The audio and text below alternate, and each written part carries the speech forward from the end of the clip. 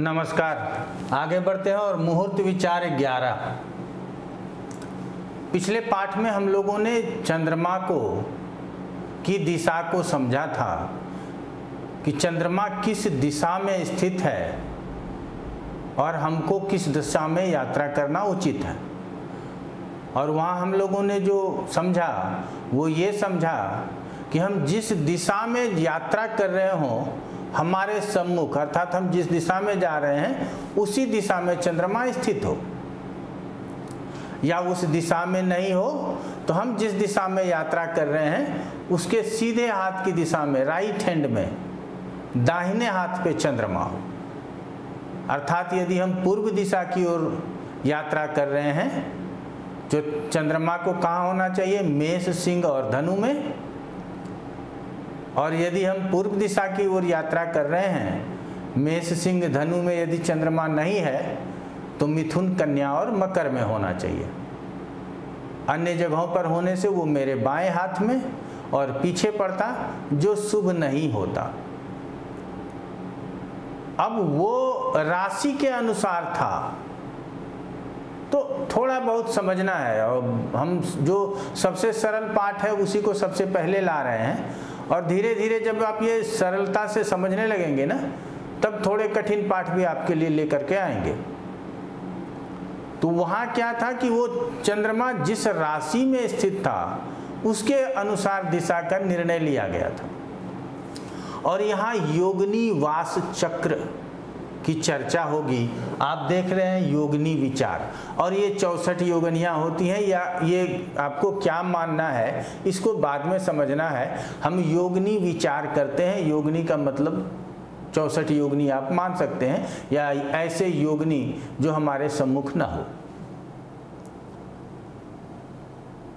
तो योगिनी विचार कहाँ? यात्रा मुहूर्त में। जरूरी है क्या? और साधारण है इसीलिए जरूरी है। और साधारण बहुत कठिन होता तो मना कर देते कि चलो ठीक है, फिर तो आप आचार्य जी के पास जाएंगे। लेकिन जो हमारे पाठक हैं उनको यदि मुहूर्त सीखना है तो उनके लिए कठिन और आसान क्या।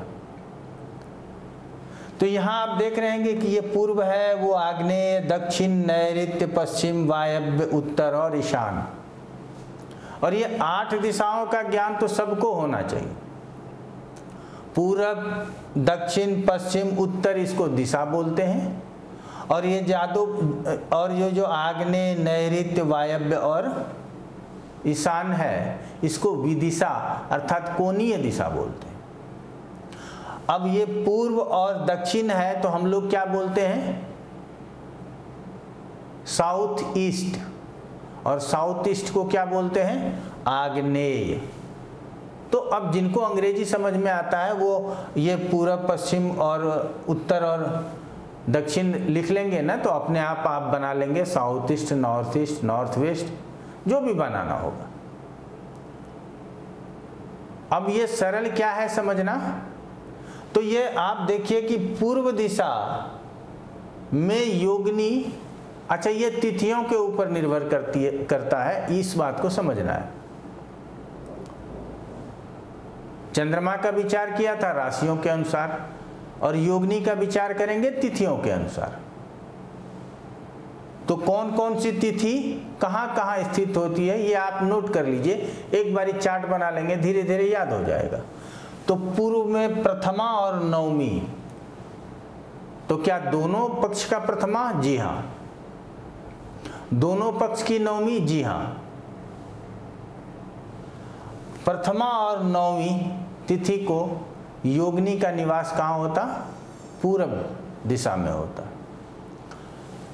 तृतीया और एकादशी, तीसरे और 11वें तिथि को योगिनी का निवास कहाँ होता? दक्षिण दिशा में होता। पंचमी और त्रयोदशी, 5वें और 13वीं तिथि को योगिनी का निवास कहाँ होता? दक्षिण दिशा में होता। हम जानते हैं बहुत लोगों को त्रयोदशी बोल देंगे तो वो समझ में नहीं आता, पंचमी तक तो फिर भी बहुत समझ में आता है। तो ये 5वीं और 13वीं तिथि है, और धीरे धीरे आपको समझ में आने लगेगा, हम इतने बार रिपीट करेंगे। जब ये तिथि हो तो योगिनी को हम दक्षिण दिशा में समझेंगे। चौथी और 12वीं तिथि, चतुर्थी और द्वादशी तिथि हो तो योगिनी को नैऋत्य कोण में समझेंगे। अब नैऋत्य कोण देख लीजिए, साउथ वेस्ट है, तो साउथ वेस्ट में कब समझना है? चतुर्थी और द्वादशी अर्थात चौथी तिथि और 12वीं तिथि हो। आज ये पंचांग से प्राप्त होगा। पुनः यहाँ दोहराएंगे कि ये दोनों पक्षों की तिथियां बता रहे हैं क्या? जी हाँ, दोनों पक्षों की तिथियां बता रहे हैं। अब ये पश्चिम, तो यहाँ षष्ठी और चतुर्दशी, चतुर्दशी मतलब 14वीं तिथि, अमावस से एक दिन पूर्व और पूर्णिमा से एक दिन पूर्व, तो ये हो गया षष्ठी और चतुर्दशी अर्थात छठी तिथि और 14वीं तिथि, पश्चिम दिशा में योगिनी का निवास। कौन सी तिथियों में? छठी और 14वीं तिथियों में। अब आगे आ जाइए सप्तमी और नवमी, क्षमा चाहेंगे, सप्तमी और 15वीं तिथि। अब ये जो 15वीं तिथि है इसी को पूर्णिमा मानेंगे। यहाँ 15वीं को पूर्णिमा मानिएगा और 30वीं तिथि को अमावस मान रहे हैं। ये आप यहाँ 30 लिख के पूर्णिमा मान सकते हैं, वहाँ 15 लिख के, लेकिन यहाँ पूर्णिमा, 7वीं और पूर्णिमा, सप्तमी तिथि दोनों पक्षों की और पूर्णिमा के दिन योगिनी का वास वायव्य कोण में होता है। अच्छा ना, आप ये मत समझिएगा कि हम सिर्फ मुहूर्त पढ़ा रहे हैं।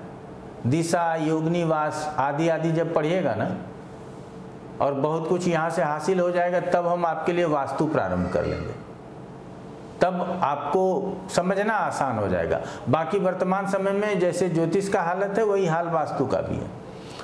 तो 7वीं और 15वीं तिथि अर्थात सप्तमी और पूर्णिमा के तिथि वाले दिन योगिनी का वास वायव्य कोण में होता है। अब उत्तर दिशा में दूसरी अर्थात द्वितीया और 10वीं तिथि को होता है, और अमावस और अष्टमी तिथि को ईशान कोण में योगिनी का वास होता है। ये 30वीं तिथि को हमने यहाँ अमावस लिखा, आप अमावस से समझ सकते हैं। तो हम ये एक टेबल में भी बता देते, लेकिन यहाँ बताने का दो मतलब है। एक तो आप दिशा के साथ समझ जाएंगे, दूसरा जब हम वास्तु पढ़ाएंगे तो ये बरबस याद आ जाएगा, आपको अपने आप समझ में आने लगेगा, मुहूर्त में बहुत काम आएगा। तो ये योगिनी वास है, योगिनी का वास, जैसे चंद्रमा का वास बोलते हैं। चंद्रमा जिस राशि में स्थित हो उसी दिशा में उसका वास मानना चाहिए। तो ये कैसे समझेंगे? तो वो राशि उस दिशा की संज्ञा उस राशि को प्राप्त हो। तो यहाँ अगर पहली और 9वीं को यात्रा करना है तो ये समझिए कि अब पूरब दिशा की यात्रा आपके लिए वर्जित हो गई।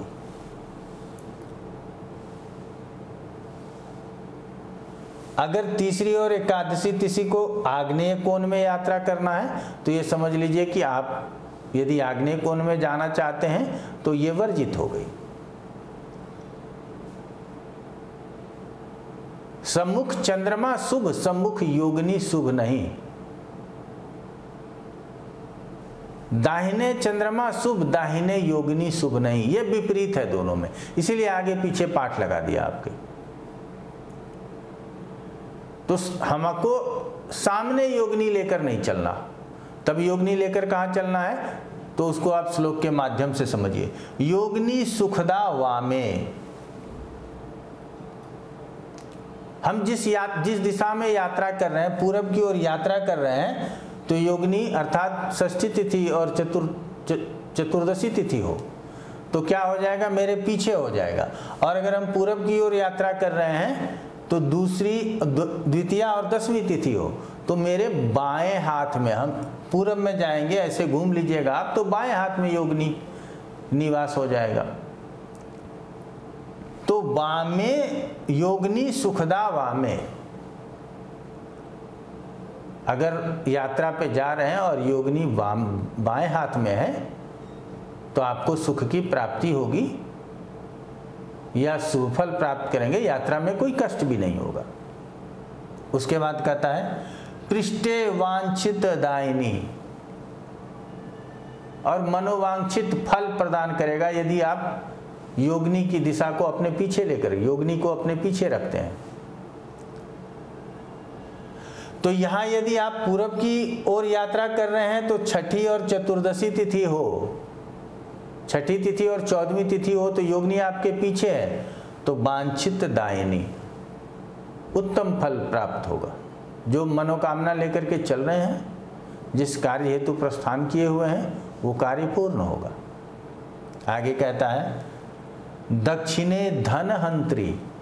अब ना बहुत बारी बात आ जाती है कि दक्षिण जाएंगे तो क्या होगा, और जब यहाँ ये धन हंत्री लिखा है तो और कुछ नहीं होगा, धन की ही हानि होनी है, जैसे भी हो, जन की हानि नहीं होगी। तो अगर हम पूरब जा रहे हैं तो दक्षिण हो गया हमारा ये 5वीं और 13वीं तिथि, उसमें योगिनी नहीं होना चाहिए। अच्छा, इसमें नहीं होना चाहिए तो आग्नेय में भी नहीं होना चाहिए।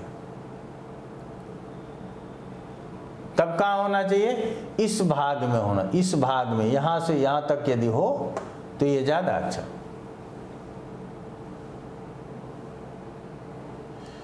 तो हमेशा योगिनी को पीछे रखना है या बाएं रखना है तो आपके लिए यात्रा शुभ फलदायी हो। च सम्मुखे मरण प्रदा, यदि सामने योगिनी लेकर के जाते हैं तो यदि अब यहाँ पे लोग बोलते हैं क्या होगा यदि पत्रिका में मारक खंड चला हुआ हो। अगर आपके पत्रिका में ये प्राप्त हो रहा हो कि यात्रा में मरण संभव है, आगे और समझिए कि यदि आपके पत्रिका में लंबी यात्रा का भी योग है और योग में कष्ट भी दिखा रहा है, और उस समय यदि आपने इसका भी विचार नहीं किया तो विशेष कष्ट हो जाएगा। तो मरण प्रदा में हमेशा मरण ही होगा, नहीं मरण तुल्य कष्ट भी संभव है। इन बातों का ध्यान करना है। और ये श्लोक से बहुत आसान हो जाता है ना, 4 ही बात याद रखना है। योगिनी सुखदा वामे, बाएं हाथ में है, हम जिस दिशा में यात्रा कर रहे हैं उसके बाएं हाथ में योगिनी का निवास है, तो हमारे लिए सुख देने वाली है। पृष्ठे वांछित दायिनी, यदि हम पीछे रख करके चलते हैं अर्थात पूरब की ओर यात्रा कर रहे हैं और योगिनी पश्चिम दिशा में निवास है उस तिथि को, तो मेरे लिए बेहतर है। दक्षिणे धन यंत्री, अर्थात दाहिने हाथ में तो लेकर के चलिए ही मत, धन की हानि संभव है। च सम्मुखे मरण प्रदा, और यदि सम्मुख ले गए योगिनी को तो मरण प्रदा होता है, मरण तुल्य कष्ट प्राप्त होता है। तो यहाँ ये चंद्रमा के ठीक विपरीत है। अब चंद्रमा सही करते हैं तो योगिनी बिगड़ जाता है, योगिनी सही करते हैं तो चंद्रमा बिगड़ जाता है। और हम हमेशा कहते हैं कि जब सब सही करेंगे तो सब सही हो जाएगा, और ये सामान्य मुहूर्त नहीं कहा जाता। आप कहीं पहली बार जा रहे हो, किसी शुभ कार्य के लिए जा रहे हो, कोई बड़ा मीटिंग रखने जा रहे हो, पहली मीटिंग होनी है और आज के ही दिन आपका वापस आना संभव नहीं है, आज वहाँ रुकना है, तब तो यात्रा के जो छोटे छोटे विचार दिए गए हैं आप अपने घर पे भी बैठ के कर लेंगे। और हम उम्मीद करते हैं कि अगर धीरे धीरे साथ में पढ़ेंगे तो सारे विचार घर पे बैठ के करेंगे। और 1-1 मिनट में आप चेक करते जाइए, 2-3 मिनट में मुहूर्त निकल आएगा आपका।